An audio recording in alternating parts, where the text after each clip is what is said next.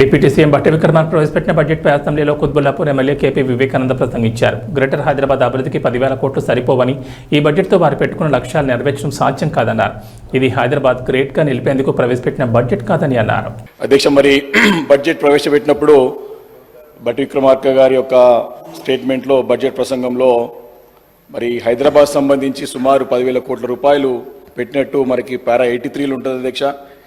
అయితే 82 పారాగ్రాఫ్లో చాలా స్పష్టంగా అన్ని విడమరిచి గ్రేట్ హైదరాబాద్కి 3,000 కోట్లు, అదేవిధంగా మెట్రో వాటర్స్కి 3,380 కోట్లు, అలా ఔటర్ రింగ్ రోడ్ సంబంధించినటువంటి మెట్రో రైలు సంబంధించి 500 కోట్ల రూపాయలు, మెట్రో విస్తరణకి 500 కోట్ల రూపాయలు, ఇట్లా వగైరా అన్నీ కూడా విడమరిచి చెప్పి తర్వాత పారాగ్రాఫ్లో 10,000 కోట్లు ఇస్తున్నామని చెప్తే, నేను అనుకున్న అధ్యక్ష, ఈ 10,000 కోట్లు కాకుండా అదనంగా ఇన్ఫ్రాస్ట్రక్చర్ డెవలప్మెంట్ గురించి హైదరాబాద్లో ఇంకా పెద్ద ఎత్తున విస్తరించడానికి కేటాయించడం అనుకున్న అధ్యక్ష.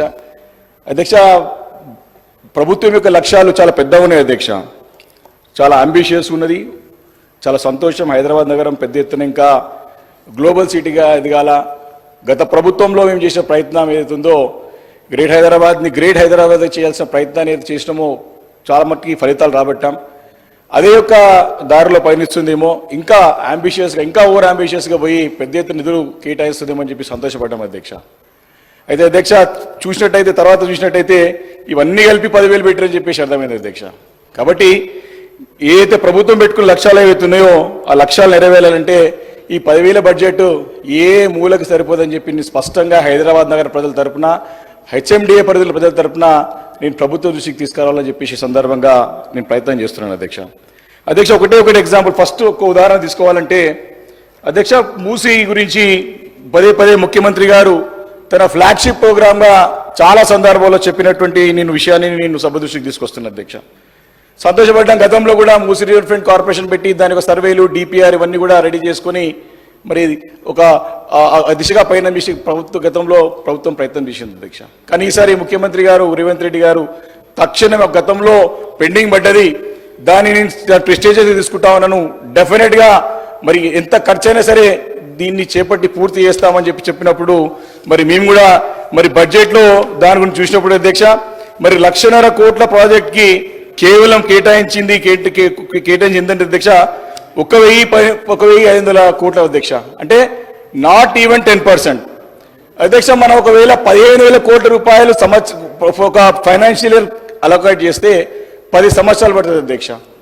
మరి 1,500 కోట్ల రూపాయలు అయితే మరి ఎన్ని రోజుల్లో ఇక మూసీ యొక్క మరి పనులు, మూసీ రివర్ ఫ్రంట్ యొక్క పనులు, సుందరీకరణ పనులు ఎప్పుడు పూర్తి అవుతాయి అని చెప్పేసి ఒక సందేహం ప్రజల్లో మరి వస్తుంది అధ్యక్ష. మరి దాన్ని తక్షణం, ఎందుకంటే ఇది ఎట్లా అయిపోయిందంటే అసలు మూసీ అభివృద్ధిపై సీఎం గారు చేసేటువంటి వ్యాఖ్యలన్నీ కూడా మూసీలో మురుగు లాంటిదేనని తేలిపోయింది అధ్యక్ష.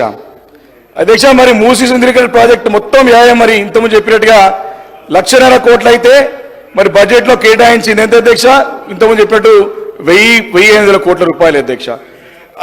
మరి ఈ నిధులతో మరి ఇంత పెద్ద ఎత్తున మరి పనులు జరగాలంటే మరి ఏ రకంగా దీని నిధులు సేకరించబోతా ఉన్నారో మరి డెఫినెట్గా ముఖ్యమంత్రి గారి తరపున సమానం చెప్పబోయేటువంటి మరి ఐటీ శాఖ మంత్రులు శ్రీధర్ బాబు గారు క్లారిటీ ఇవ్వాల్సిన అవసరం ఉంది అధ్యక్ష. 1,50,000 కోట్ల రూపాయల గురించి 1,500 కోట్ల రూపాయలు పెట్టి ఏ రకంగా, అంటే ఎన్ని రోజులు, అట్లీస్ట్ దీని డిపిఆర్స్, గతంలో డిపిఆర్ తీసుకుంటారా, కొత్త డిపిఆర్ తయారు చేసుకుంటారా, లేకపోతే దీని టైం ఫ్రేమ్ ఎంత, ప్రాజెక్ట్ ఎన్ని సంవత్సరాలు పూర్తి చేసుకుందాం అనుకుంటున్నారు, దాని గురించి స్పష్టత ఇవ్వాలని చెప్పేసి కోరుతాను. ఎందుకంటే ఫస్ట్ అనుమానం వచ్చింది అధ్యక్ష. కాబట్టి ఈ మూసీది బారెడు మూసీకి 3 నిధులు అని చెప్పేసి కూడా ఈరోజు ప్రజలందరూ కూడా దీనిపైన చర్చ జరుగుతుంది అధ్యక్ష. అంతే కదా అధ్యక్ష, గతంలో జిహెచ్ఎంసీ